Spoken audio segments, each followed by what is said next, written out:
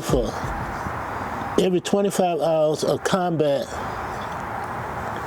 activity, or every 50 hours of administrative flying in a combat zone. Right. So, but my unit actually stood down in like November, and they brought the colors back, because this was when they were converting the Vietnamization of the war. Right. And they were bringing American units back. Back home? Yeah. Okay. Bringing the colors back home. Right. So I only flew actually August, September, October, a little bit of November. In 4 months, I got those 5 air medals. Yeah. Some of those experiences were hairy. Right. I had one where I still brings back bad memories. I didn't know whether I was dead or alive. Right. Did I tell you about that one? We spoke about it on the phone, but that's one of the things that I was going to bring up. So walk me through the experience of when you say, I really truly didn't know if I was alive or dead, because that sounds pretty traumatic. It was traumatic. We had gone into this, we call it hot LZ. Which is a landing zone. Landing zone, and ground exploding, explosions going on. I saw a 3/4 of a corpse fly past me. Legs and arms missing, it's just the trunk of the body. And I closed my eyes. I just remember there was a tree line in front of me, and I had to get over it. I went full collector, full cycle. That means max power, straight forward.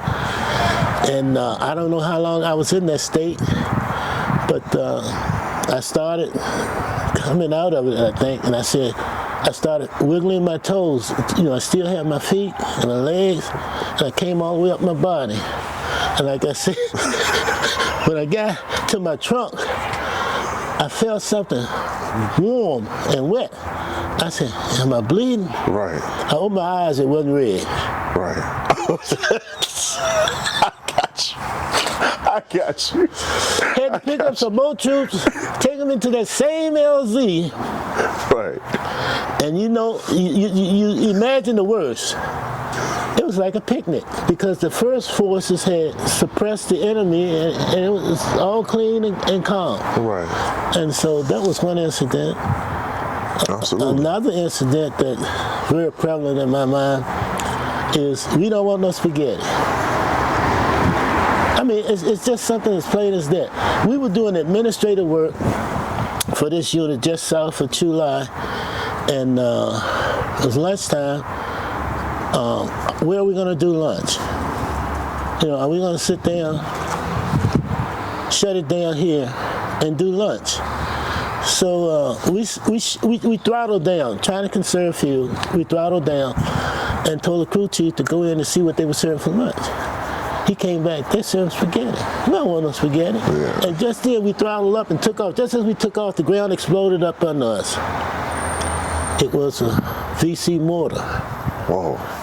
And, we rode back to Chulai, which was about 10 minutes, I guess, flying time away. And it was a bumpy ride. Why is this ride so bumpy? Yeah. And when we landed and we shut down and the rotor blades started, you could see we had a hole about the size of a football through our main rotor.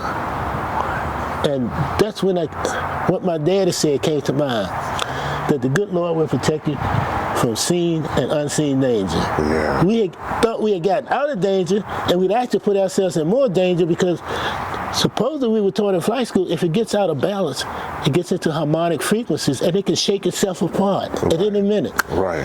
So that was that incident. So would you say your relationship with God grew in that moment? Because those were two things you just told me about. You said you lifted from the LZ, and as you lifted from the LZ, it just exploded.